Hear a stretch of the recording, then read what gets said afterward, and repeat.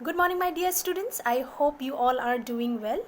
तो last class में हम लोगों ने इंडिगो चैप्टर का जहाँ तक डिस्कस किया था वहाँ से आज हम लोग का आज का क्लास में हम लोग कंटिन्यू करेंगे। ऑलराइट, तो आप लोग पेज नंबर 53 निकाल लीजिए। 53 का जो I guess not 53, sorry, that is 51 page number का लास्ट जो पैराग्राफ है वहाँ से आज हम लोग स्टार्ट करेंगे। ठीक है, तो in the last class we discussed about the activity of the investigators and the vehement protest of the landlords. All right, so that topic, that thing we discussed in our last class. So continuing from that part, let's start. That is, in June, Gandhi was summoned to Sir Edward Gate, that is the lieutenant governor. Before he went, he met leading associates and again laid detailed plans for civil disobedience if he should not return. Now, it's actually going to be a civil disobedience movement that we could see from this part. Alright, however, we did see civil disobedience movement from the earlier part also, from the moment when Gandhi actually disobeyed to the order of the British officials. When he was asked, to leave that place immediately, he disobeyed that order, and due to that he was also accused of being a lawbreaker, isn't it? So that part we already discussed in our earlier class. Now here what happened is that Gandhiji was summoned to Sir Edward Gate, that is the lieutenant governor of Bihar at that point of time. Alright, तो यहाँ पे एक question आ सकता है कि lieutenant governor का नाम क्या था, तो इसका आंसर क्या होगा? Sir Edward Gait. या क्वेश्चन ऐसे भी आ सकता है कि who was sir Edward Gait. ठीक है, तो आप लोगों को आंसर इसमें लिखना पड़ेगा that he was the lieutenant governor of Bihar. ठीक है, जो चंपारण डिस्ट्रिक्ट का जो भी था, ठीक है ना, तो उस इलाके का वो क्या थे, दैट इज़ लेफ्टिनेंट गवर्नर। तो उनको बुलाया गया, किसको? गांधी जी को। किसने बुलाया? That is sir Edward Gait ने। ठीक है, बिफोर ही वेंट, उनके पास जाने से पहले ही actually thought who, that is Gandhi, to meet some leading associates and again laid detailed plans for civil disobedience if he should not return. तो उन्होंने सोचा कि लेफ्टिनेंट गवर्नर जी से मिलने से पहले क्यों ना मैं फिर से अपना एक डिटेल प्लान बना लो। किस चीज़ के लिए? सिविल डिसोबीडियंस मूवमेंट के लिए। ठीक है ना, क्योंकि उन्होंने तो डिसोबी कर दिया ना उस ऑर्डर को, वहाँ से वापस, है ना, बैक घूम के जाने में, वहाँ उस इलाके को छोड़ के जाने में उन्होंने डिसोबे कर दिया। तो इसलिए उन्होंने सोचा कि लेफ्टिनेंट गवर्नर से मिलने से पहले क्यों ना मैं फिर से एक डिटेल्ड प्लान फिर से बना लूँ। Gandhi had 4 protracted interviews with the lieutenant governor. ठीक है, तो प्रोट्रैक्टेड इंटरव्यू, तो उनका लेफ्टिनेंट गवर्नर के साथ मतलब एक इंटरव्यू होने जा रहा था। तो वो जो इंटरव्यू था वो प्रोट्रैक्टेड बोला गया है। प्रोट्रैक्टेड मतलब नॉर्मल जो इंटरव्यूज़ था जो होता है वैसा नहीं, मतलब ये प्रोट्रैक्टेड इंटरव्यू नॉर्मल इंटरव्यू से लंबा इंटरव्यू होता है। ठीक है, लंबे समय तक क्या होता है, मतलब कन्वर्सेशन, डिस्कशन, ठीक है, बातचीत ज़्यादा लंबे मतलब समय तक होता है। ठीक है, तो उसको प्रोट्रैक्टेड इंटरव्यू बोला जाता है।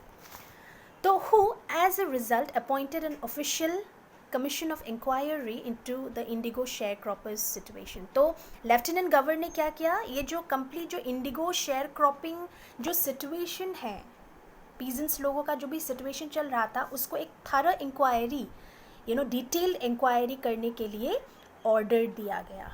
ठीक है, किसने ऑर्डर दिया? दैट इज लेफ्टिनेंट गवर्नर ने। The commission consisted of landlords, government officials and Gandhi as the sole representative of the peasants. तो वो जो इंक्वायरी जो करने वाले थे उन लोग, ठीक है, तो इंक्वायरी कमेटी बनाया गया। तो उस इंक्वायरी कमेटी में कौन कौन लोग रहेंगे? That commission consisted of landlords रहेंगे। ठीक है, तो लैंडलॉर्ड मतलब जो ब्रिटिश जो भी मालिक थे, ठीक है, मतलब जो इंडिगो शेयर क्रॉपिंग का जो मालिक थे, एक तो होता है लैंडलॉर्ड और एक होता है टीनेंट। तो यहाँ पे टीनेंट कौन है? That is the peasants. ठीक है, और लैंडलॉर्ड्स मतलब जो वो ब्रिटिश लोग जो मालिक थे, ठीक है, उन लोगों को बोला गया है। फिर गवर्नमेंट ऑफिशियल्स भी रहेंगे and Gandhi as the sole representative of the peasants. ठीक है, तो यहाँ पे क्वेश्चन ये बन सकता है कि who are the people you know that consisted that indigo sharecropping committee या कमीशन। ठीक है, तो ऐसा क्वेश्चन बन सकता है। तो इसमें आंसर क्या क्या आएगा आपका, landlords, government officials and Gandhi. Next देखो, Gandhi remained in Champaran for an initial uninterrupted period of 7 months and then again for several shorter visits. तो देखो कितना लंबा प्रोसेस चला था। ठीक है, ये जो इंडिगो शेयर क्रॉपिंग जो सिचुएशन का जो भी इंक्वायरी वगैरह था वो बहुत ही लंबा समय तक, ठीक है, ये पूरा सिचुएशन, ये पूरा प्रोसेस चलता रहा फॉर मतलब almost a year, more than a year you can say. ठीक है, तो पहले का जो 7 months था, 7 months कंटिन्यूअस गांधी जी वहीं पे ही रहे, इसलिए इसमें अनइंटरप्टेड पीरियड बोला गया है। मतलब कभी भी 7 months में गांधी जी ने वो चंपारण एरिया छोड़ के अपने आश्रम में हो, है ना, या अपनी जगह पे हो, कभी गया नहीं, वो कंटिन्यूस 7 months वो वहाँ पर ही रहे। And then again for several shorter visits, फिर 7 months के बाद वो क्या करते थे, शॉर्ट विजिट्स, है ना, लगाते थे। कहाँ, चंपारण में। मतलब वो कभी कभी बीच में फिर 7 months के बाद वो अपने आश्रम भी जाना करते थे। The visit, undertaken casually on the entreaty of an unlettered peasant in the expectation that it would last a few days, occupied almost a year of Gandhi's life. तो गांधी जी ने कभी नहीं सोचा था कि ये जो मूवमेंट है, ठीक है, ये जो सिचुएशन है, ये जो प्रोसेस उन्होंने अपने हाथ में लिया पीजेंट्स लोगों को जस्टिस दिलाने का, तो ये इतना लंबा खींचेगा बोल के उन्होंने कभी सोचा नहीं था। विच almost you know a year, ठीक है, ऑलमोस्ट अ ईयर के आसपास लग गया ये पूरा पीजेंट्स लोगों को जस्टिस दिलाने का जो प्रोसेस था। ठीक है, नेक्स्ट देखो, the official inquiry assembled a crushing mountain of evidence against the big planters and when they saw this they agreed in principle to make refunds to the peasants. How much, but how much must we pay, they asked Gandhi. तो जो भी inquiry वगैरह किया गया, ठीक है, inquiry करने के बाद, ऑफिशियल इंक्वायरी करने के बाद बहुत सारे एविडेंसेस मिले। ठीक है, वेरी, इसको क्या बोला गया है, crushing mountain of evidence against the big planters. तो यहाँ पे बिग प्लांटर्स कौन है, that is the Britishers, the landlords who demanded you know high fee from those tenants, that is from the peasants. ठीक है, और उसके बाद लास्ट में क्या करना पड़ा, जो लैंडलॉर्ड्स थे उन लोगों को झुकना पड़ा, मतलब अल्टीमेटली गांधी जी वोन। ठीक है, तो लैंडलॉर्ड लोगों ने लास्ट में जाके रिफंड करने के लिए उन लोग अग्री कर लिया। ठीक है ना, तो इसीलिए उन लोगों ने गांधी जी से पूछा कि हाउ मच मस्ट वी पे, हम लोग को कितना अभी रिफंड करना पड़ेगा। ठीक है, जितना भी उन लोगों ने लिया, ज़रूरत से ज़्यादा लिया उन लोगों ने एज रेंट के हिसाब से पीजेंट्स लोगों से। ठीक है ना, तो इसलिए उन लोगों ने पूछा गांधी जी को कि how much we have to pay. They thought he would demand repayment in full of the money which they had illegally and deceitfully extorted from the sharecroppers. तो उन लोगों ने इलीगल वे में, ठीक है ना, इलीगल तरीके से पीजेंट्स लोगों से पैसा लिया था। ठीक है ना, जो भी फीस था, जो भी उन लोगों ने डिमांड किया था, शेयर क्रॉपिंग जैसा भी, जिस वे में भी उन लोगों ने लिया वो बहुत ही इलीगल वे था। ठीक है, he asked only 50%, there he seemed adamant. तो गांधी जी ने 50% का डिमांड किया। ठीक है, और वहाँ पूरा अड़े रहे, वो एडामेंट बने रहे।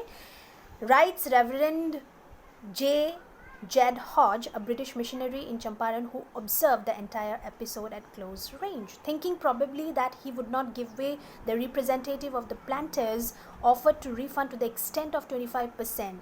And to his amazement, Mr. Gandhi took him at his word, thus breaking the deadlock. ठीक है, तो फर्स्ट ऑफ ऑल उन्होंने तो 50% मांगा, लेकिन ब्रिटिश ऑफिशियल्स लोगों ने, लैंडलॉर्ड्स लोगों ने कितना रिफंड करने के लिए बोला, 25% ही उन लोग देगा बोल के दे मेड देयर वर्ड। ठीक है, उन लोगों ने अग्रीमेंट किया। And to his amazement, Mr. Gandhi took him at his word, thus breaking the deadlock. तो जो भी उसने deadlock दिया था, मतलब 50% आपको रिफंड करना ही पड़ेगा, ठीक है. तो लास्ट में गांधी जी ने भी थोड़ा बहुत कॉम्प्रोमाइज़ किया, और कॉम्प्रोमाइज़ करने के बाद वो रेडी हो गए. अगर 25% भी रिफ़ंड करते हैं, that will be also enough, ठीक है ना.